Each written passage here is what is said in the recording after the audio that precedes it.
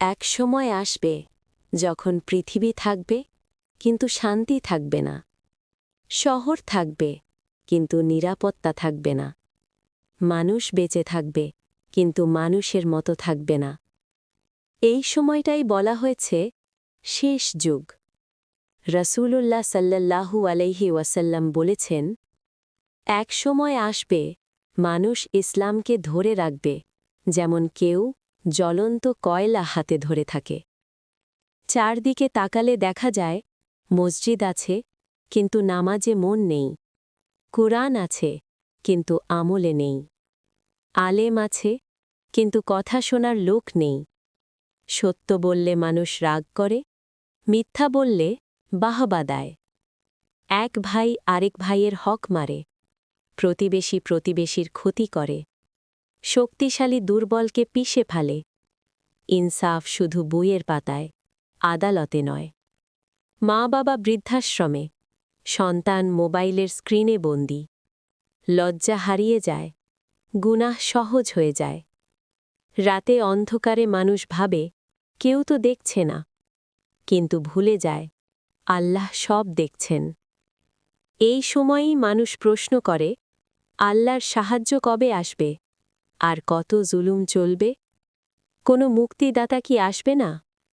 রসূল সাল্লাল্লাহু আমাদের আগেই বলে গেছেন, এই অন্ধকার সময়েই আল্লাহ পাঠাবেন একজন বিশেষ বান্দা। তিনি নবী নন, কিন্তু নবীদের পথে চলবেন। তিনি ফেরেশতা নন, কিন্তু ফেরেশতারা তাকে সাহায্য করবে। তিনি রাজা নন, কিন্তু তার শাসনে রাজারা কাঁপবে। তার নাম হবে মুহাম্মদ ইবনে আবদুল্লাহ। তিনি হবেন রসূল সাল্লাল্লাহু এর বংশধর। তার কপাল প্রশস্ত হবে, চরিত্র হবে দৃঢ়। কিন্তু মনে রেখো, এই সময়েও মানুষ তাকে চিনবে না, কারণ আল্লাহ যাকে বড় করেন আগে তাকে লুকিয়ে রাখেন। যেমন ইউসুফ আলাইহি ওয়াসাল্লাম কূপে ছিলেন, যেমন মুসা আলাইহি ওয়াসাল্লাম মাদিয়ানে ছিলেন, ঠিক তেমনি ইমাম মাহদিও তখন নীরবে প্রস্তুত হচ্ছেন।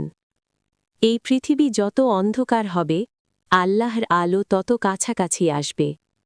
এই অন্ধকারের বুক চিরেই একদিন শুরু হবে নতুন ভোর। যখন জুলুম সীমা ছাড়িয়ে যায়, তখনই আল্লাহ সাহায্য নেমে আসে, আর সেই সাহায্যের নাম ইমাম মাহদি আলাইহি ওয়াসাল্লাম। শেষ যুগের সেই সময় যখন মুসলমান সংখ্যা অনেক কিন্তু শক্তি নেই, মসজিদে জুতা উপচে পড়ে কিন্তু সিজদায় চোখের পানি পড়ে না, আজান শোনা যায় কিন্তু হৃদয় কাঁপে না। এক বৃদ্ধ আলেম বসে আছেন মসজিদের এক কোণে, দাড়ি সাদা, চোখে দীর্ঘ কষ্টের ছাপ। তিনি বলেন, আমি এমন সময় দেখছি যখন সত্য বলাটা অপরাধ আর মিথ্যাকা কৌশল। তার চোখ ভিজে ওঠে। এক মা রাতে নামাজে দাঁড়িয়ে কাঁদছেন। তার ছেলে নেশায় ডুবে গেছে, মেয়েটা পর্দা ছেড়ে দিয়েছে। তিনি হাত তুলে বলেন, হে আল্লাহ, আমাদের দোষ ক্ষমা করো, আমাদের বাঁচাও। কিন্তু আকাশ নীরব। এক যুবক প্রশ্ন করে, নামাজ পড়ি, কুরআন পড়ি, তবুও কেন চারদিকে শুধু জুলুম? কেউ উত্তর দেয় না। দেশে দেশে মুসলমানদের রক্ত ঝরে, টিভির পর্দায় শুধু লাশ, শিশু কাঁদে, মা চিৎকার করে, কিন্তু দুনিয়া তাকিয়ে থাকে নীরবে। একজন আলেম বলেন, আমরা দোয়া করি কিন্তু গুনাহ ছাড়ি না, আমরা সাহায্য চাই কিন্তু আল্লাহর আদেশ মানি না। এই কথায় সবাই চুপ। রসূলুল্লাহ সাল্লাল্লাহু আলাইহি ওয়াসাল্লাম আগেই সতর্ক করেছিলেন, তোমরা সংখ্যায় অনেক হবে কিন্তু হবে ফেনার মতো, যেমন স্রোতের ওপর ভেসে থাকা আবর্জনা। এই হাদিস আজ বাস্তব। মানুষ বলে, ইমাম মাহদি কবে আসবে? তিনি এলে সব ঠিক হয়ে যাবে। কিন্তু কেউ প্রশ্ন করে না, আমরা কি তার জন্য প্রস্তুত? এক রাত, শেষ রাতের নামাজ। এক ব্যক্তি সিজদায় পড়ে কাঁদে। সে বলে, হে আল্লাহ, যদি মাহদি আসেন আমি কি তার পাশে দাঁড়াতে পারব? এই প্রশ্নে তার বুক কেঁপে ওঠে। আল্লাহ তখনও চুপ নন।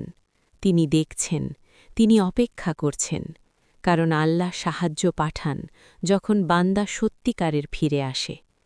এই কান্না, এই ব্যথা, এই আহাজার সবই জমা হচ্ছে আল্লাহ দরবারে। আর ঠিক এই কান্নার মাঝেই, এই অন্ধকার সময়েই একজন মানুষ নীরবে প্রস্তুত হচ্ছেন।